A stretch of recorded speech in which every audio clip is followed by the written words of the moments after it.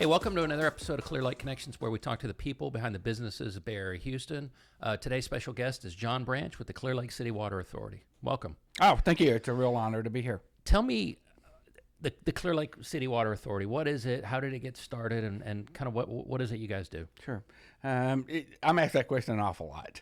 Why are we living in the city of Houston, but yet we're in a water district? And you have to go back in the very beginning of the early 60s when commercial or housing development started happening outside city limits. So they're going out into the country, buying large pieces of land. And actually, Clear Lake City itself was the first master plan community in Texas.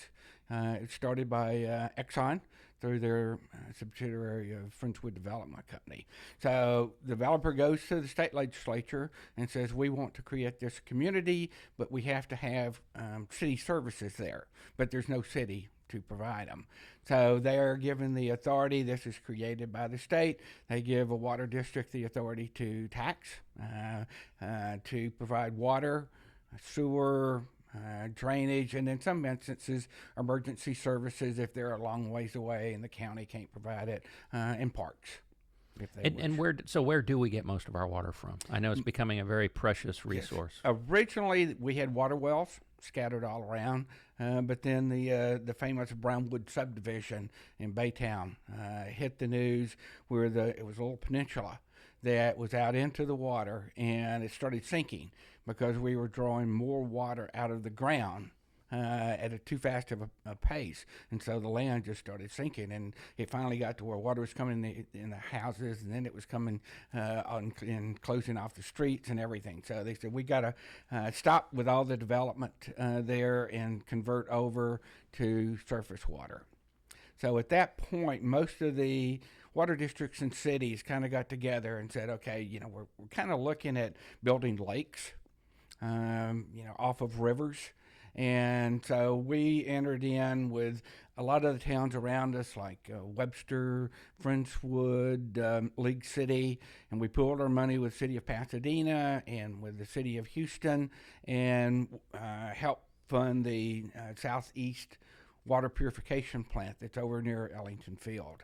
And that was there to bring water. We actually come out of Lake Livingston, and it is piped in a huge pipe all the way down to this area. When it gets to that facility next to Ellington, then it's purified, cleaned up, aerated, etc., and distributed to all the cities that are part owners of that facility. So it's kind of a co-op, a regional co-op Right. for water. We do have the ability during drought to fire up our water wells and use it temporarily just to keep the water pressure up, so in case of an emergency or a fire that we would have enough water pressure to So there's still active water wells in the area? Yes, they are, and we have used them in real drought in the past, and it's really nice. Of course, one of the problems is there's a lot of gas wells underneath this area in the gas field, and it carries an odor to it that's kind of a sulfur type odor, and you just hardly can get that out. So people can kind of tell real quick if their water has a little odor to it that you can smell when you turn on the faucet. It's because of that impregnation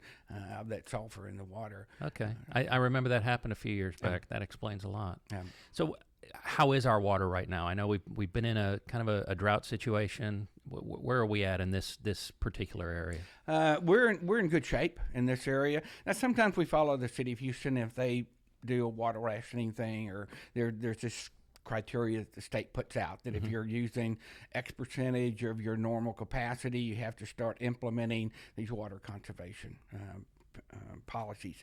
Ours is not bad. We own a percentage of the plant there next to Ellington, and we get a percentage of all the water that comes out of it.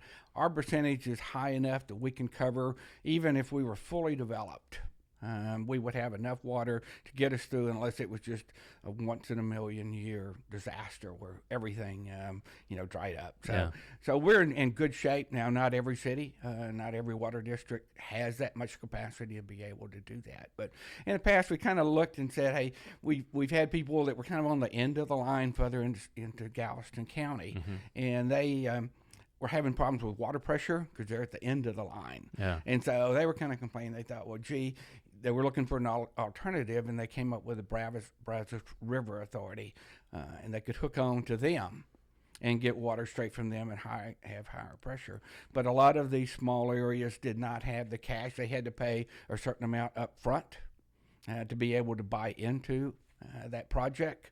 And so we worked out a deal with several of them that we would give you the upfront money because we were in a very good, sound financial position, and we'll lend you that. And then we get the deed to your part ownership of the local distribution plant when you hook into that line. So it worked. It was a win-win. Yeah. It worked out great for them. It gave them the cash that they needed, and it gave us capacity as we further developed here. Yeah. So there's not too many new developments going on around here. So for the foreseeable future, you're telling me that we should be we're probably about 90% developed out. There's going to be some areas that they just cannot be developed. Yeah. That's part of the Armand Bio marsh area and all, and those areas will never have any development in it. So. Speaking of the Armand Bayou, on my way to work every now and then on Middlebrook, you have a facility there. I take it that's sewer. That's what now? On Middlebrook, is that the sewer?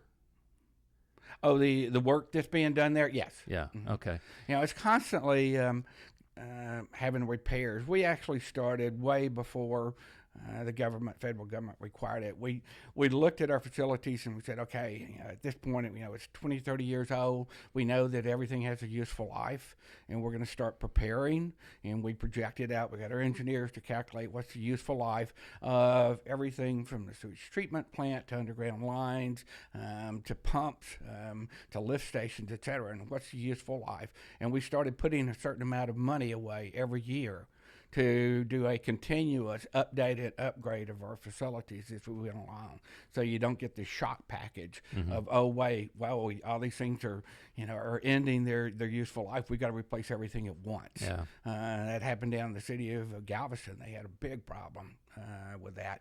So we do that, and everything's on a schedule. We inspect them. We run little TV cameras through the lines to see what the condition is, et cetera. We have a unique problem in this area because of the gumbo. And gumbo means that the dirt has a lot of clay in it. And if you've ever worked with clay, you know that when it gets wet, it expands. And when it dries out, it contracts a lot. And it starts getting cracks at it, and that's what happens to the ground here. Right now, we're in a drought, and the soil is moving back and it's putting pressure on lines, and it's actually pulling connection apart because the force of nature is stronger than the tensile strength of the metal. So it's pulling things apart. We have our normal repair schedule is about 3 leaks a week. Right now, because it's so dry, it's about 6 per day. Wow. So it's really taxing to try to get that. Plus, we're at a point where we still have supply chain problems and getting valves. Valves can take up to 3-4 months to get. Oh, wow. And there's a shortage of cement. And concrete companies only get an allocation of so many trucks a day of concrete, because there has to be a certain amount of cement in each one. And so, we can dig the hole, we can make the repair, we can fill it back in, but we can't reconcrete on top of it until our contractors can get the concrete they need to come in and do. Kind of the perfect storm. Yeah, it is. Everything going but on. You work around it. Nothing's ever perfect. Or if it is, it's very short term. So you just, you have problems out there. We can, our staff realizes that, that those are opportunities to show how creative you can be and look forward. But of course, I think the real big thing is looking forward. About every 3 or 4 years, we have a long-term planning meeting. So we look and say, because every month you get caught up with the day-to-day things of, we have this problem here, we got that problem there, and you need to just stand back every now and then and look and say, okay, where do we want to be 15 or 20 years from now? What are we going to need to do? Like we've got one of those sessions coming up in November of this year. And we're looking and saying, okay, we kind of see where things are going for regulations. And as far as like our sewage treatment plant, are we going to need to significantly change our technology and how water is treated? Are there going to be new requirements on restricted levels of copper or metals or anything like that? And do we have the technology in place to handle that and manage it? And can we do it in a way that is non-intrusive? There's a lot of things you can do and treat water and the wastewater before you release it into the waterways that fixes a problem, but it causes another. By, if you add one chemical to get rid of one chemical problem, you're not really helping things. So we had a professor come in not too long ago and talk about nano bubbles and how you can use very, very fine, small bubbles to aerate the water that cuts down on the amount of pump time. Pumps are real energy consumers. They require a lot of electricity to operate, and that's our biggest expense. So anyway, you can use improved technology to improve your process, makes the quality of the water you release better, and at the same time you're saving money. Those are the things that you're looking at. And you got to kind of step back and get away from those day-to-day problems to look at those kinds of Well, things. it sounds like you guys do a good job of looking forward, continually looking forward, and trying to always improve. Is what it sounds like. That's what we try to do. Yeah. Surprises always happen. But So, what other projects do you have going on? I heard something about Discovery Green. yeah, or it's Exploration Green. Exploration You're right. Green. And we kind of picked that because being the home of the Johnson Space Center, plus the land that was originally owned by Exxon, bought from the West family ranch. And so it was oil and gas exploration as well as space exploration. So we thought, well, exploration covers all the history of the Clear Lake area, so we kind of picked that. But what it's all about is drainage. And the story really goes back to 2005. Where we were starting to experience more flooding problems in the area. Not only new homes flooding that had never flooded before, but streets were getting flooded to the point that they were not passable. And we've had the experiences of hurricanes coming through, and we hired a hydrologist to look at it and say, what can we do? We went to the county. They had very limited money. They were focused on areas where you had thousands and thousands of problems. And so they just really didn't have the money to give to us. So we thought, well, if we're going to do anything, we have to do it on our own. So that's what we did. But we don't know a lot about it. So we brought in a hydrologist, and we got him from Rice University. And he looked at it and said, the problem is when the original part of Clear Lake City was built, there were no detention requirements. And we're flat. And water, you don't have to be a scientist to know that water seeks out the lowest point. It's always going to find its way there. And if that's the street, that's where it's going to be. If it's a piece of property where houses are, that's where it's going to be. We put in the drainage ditches, the county does that, but it does reach capacity. When those things were put in, nobody thought about a Harvey coming through, or Alicia either, with tremendous amount of rain in a short period of time. Harvey here in this area, according to our measurements, was somewhere between 45 and 50 inches of rain in 3 days. And that's a tremendous amount of water. And we're downhill. We're downhill from Pasadena and from Houston. And so that water, the old plan and the old way to look at it was we're going to move the water out of our area quickly. So we widen the drainage ditches, we widen the bios, and we move it, we straighten out everything, and it goes, well, that's fine for them, but if you're downstream, that just means more water coming at you faster. So more volume, and at a faster rate. And so, there's got to be better answers. And so we talked to the hydrologist, said, study this area, and at the same time, an individual or company that owned the Clear Lake Golf Club that had bought it a couple of years before had announced he was going to close down the club and wanted to sell it off for development for commercial and higher density housing. Well, how is this going to impact our area? The center part of Clear Lake City, there's no detention ponds at all. And it already had flooding. And it already had massive flooding. So we said, okay, what can we do? And he looked at it and did some calculations. And he said, number one, you need to change your detention policy. And that's the county kind of sets it for this area. The city just kind of buys into it. But we learned from the hydrologist that it's based on averages. The formula is pretty well set and pretty reasonable. But it's how you factor in each element. And what the county did was used an average soil type, average rainfall, average elevation. Well, you got Tomball on one end and Clear Lake City on the other. Tremendous difference in the amount of rain that we get, tremendous difference in the soil type up there. In the northwest part of the county, you got a lot of sandy loam. Where water soaks in a lot quicker than it does in the gumbo here. We looked at that, and he came back and said, hey, if you put in our specific information into the formula, it says that you should require new development to put in 1 acre-foot per acre of detention. And that's at a time when the county was saying half a foot acre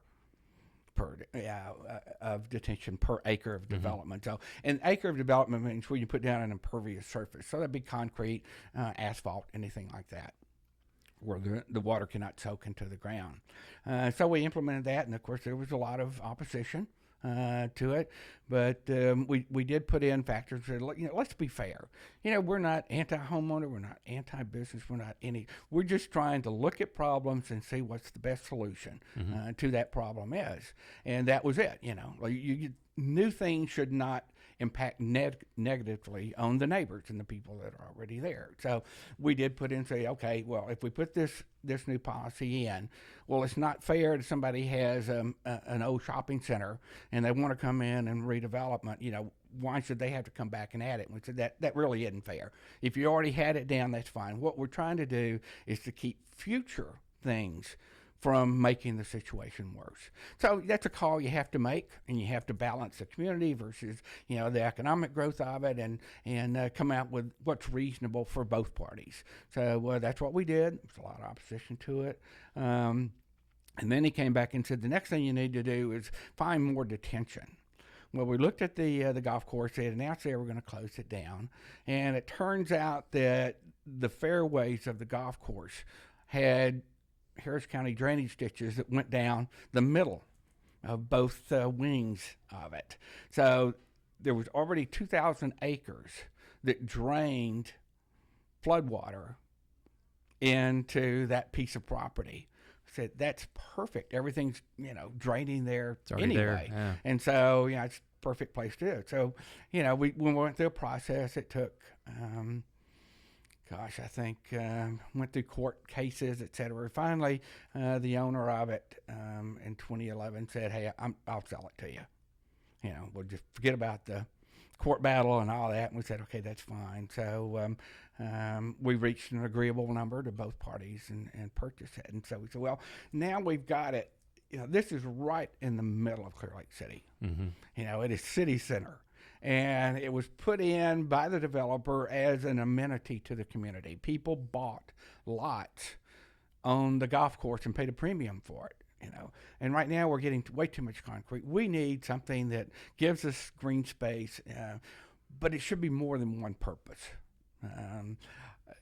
We kind of felt that there's just way too many government projects that you go in, you do one thing, you don't care about how it impacts anything else, you don't care about how you could do it differently to get more benefit out of it. And we really wanted to do something different that had never been done. So we said, okay, we are surrounded by oil company engineers that have well advanced degrees, that have a lot of knowledge. We're surrounded by rocket scientists that are used to looking at things and thinking outside the box and new ideas and new concepts. So we said, let's start having some town hall meetings and invite the public in and ask them, what is it that you would like to see incorporated into the area? What would you like to see for your family, for the community in general? What are the effects you want to, what kind of effect do you want created? That when you walk in, you just feel this feeling that this is some kind of a different project. And so we got that going. And then we had people coming up and saying, well, look, Barry Ward, who's the executive director of Trees for Houston, lives in the Clear Lake City Water Authority, and he came to one of those meetings. And after it, he came out and he said, Trees for Houston will give you 1,000 trees per each of the 5 phases that you have, and donate free of cost. And there's nothing that sounds better to a government official than free. Yeah. Even though there's no such thing as free, he gets his trees from donations from corporations to get Right. the money for it. So we said, hey, that sounds great. That's a big cost. Is when you take 178 acres and you plant trees on them. That's a lot of expense. We said, well, gee, we should also use volunteers to plant them. That'd save a lot more. So, and then we had another gentleman come up that lived about a block away from it, and he introduced himself as John Jacobs, and he was the executive director of the Texas Coastal Watershed Program. And I said, oh, that's awesome. What is that? And he said, we're part of Texas A&M University, and we're responsible for wetlands development around the Texas Gulf Coast. And he said, have you thought about putting in wetland grasses? Well, my idea kind of went immediately to marshes. No, we're not going to put marshes in here. And he said, no. He said, I said, well, what's the benefit? And he said, well, we can develop certain kinds of grasses that neutralize some of the bad things that come in with floodwater. Mm-hmm. Because the way developments go in is that yards slant towards the street. And then from the street, it goes to street drains. And then it goes from there to the drainage ditches, and from the drainage ditches into the bios. And so you're getting, whenever it rains, you're getting fertilizer, pesticides, insecticides, antifreeze that people throw down the street drains along with plastic and everything else. So you're getting a lot of pollution that comes in that goes straight out without any interference at all into our waterways. And, that's one of our problems around here is the water pollution in Clear Lake and Galveston Bay and everywhere else. And so we said, okay, that sounds like a good idea. If you can make it specific so it starts breaking down the bad actors, you can do it. Now, how can we do it so it looks acceptable? Because everybody wants green space, but you don't want to cut your way through with a machete. So, right. Let's be reasonable how we look at this. And so he came up with it, and he said, we can get you a grant. And he said, what we can do is help you create a nursery where you can grow your own grasses. You don't have to go out and buy new every time you finish a new phase, that you don't have to buy new ones. You'll grow those by separating them, and we'll use volunteers to do that. I love the collaboration that you so willingly took on as an organization and all these outside parties and help make this project into such a multi-use. You basically said you wanted to engage the community, and you did, and I think the end result speaks for itself. It's magnificent.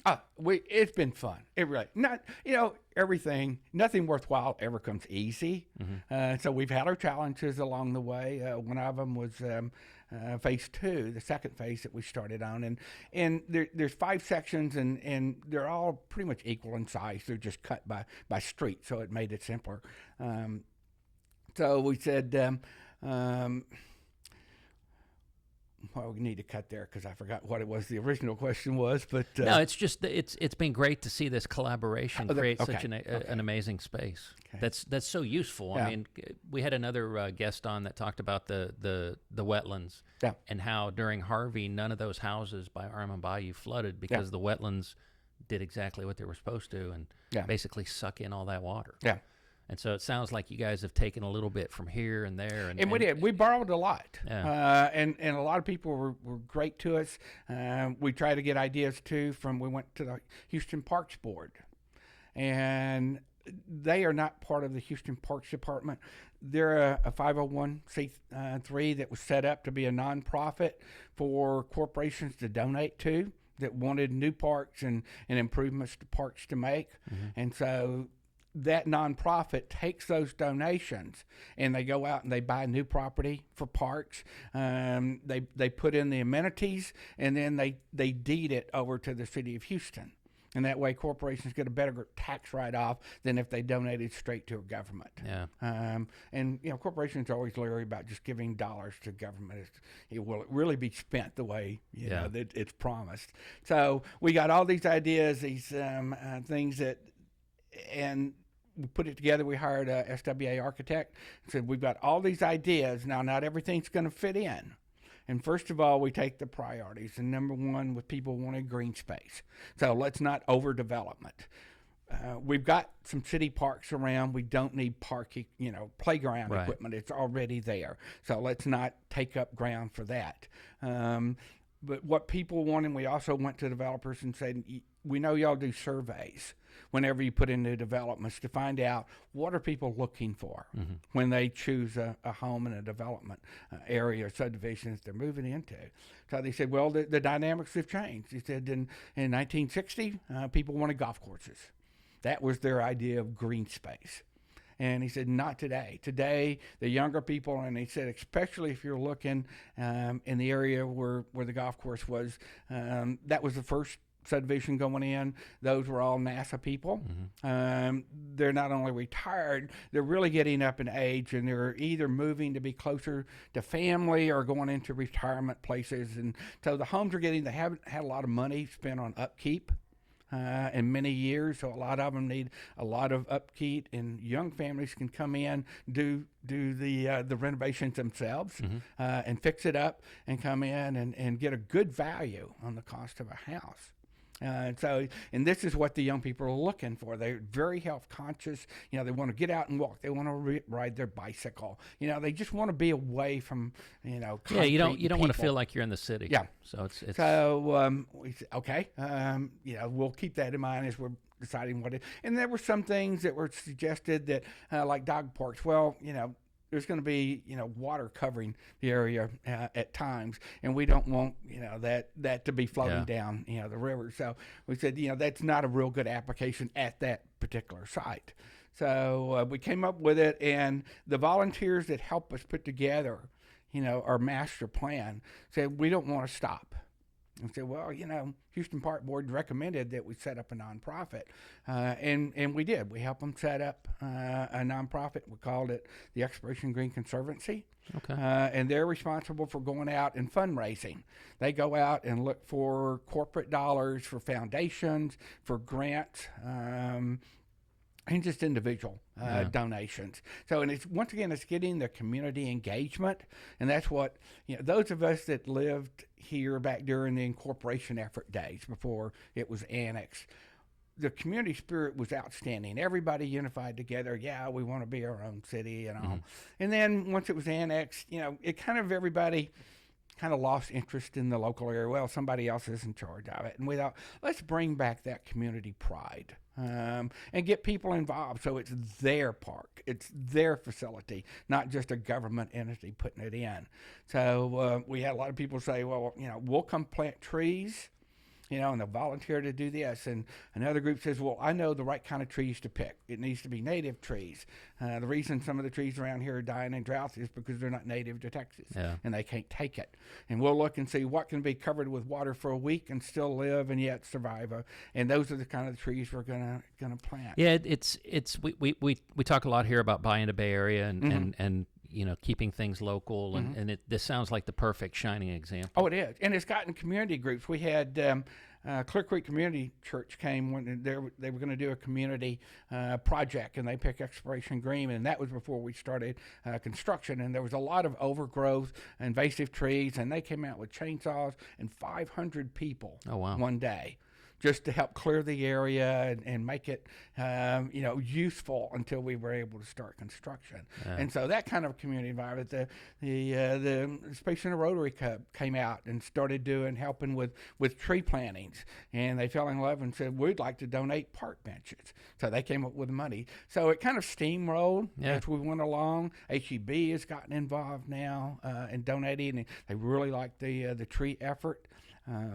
We've gotten the Conservancy has gotten several grants from Texas Parks and Wildlife to cover the cost of putting in the hike and bike trails.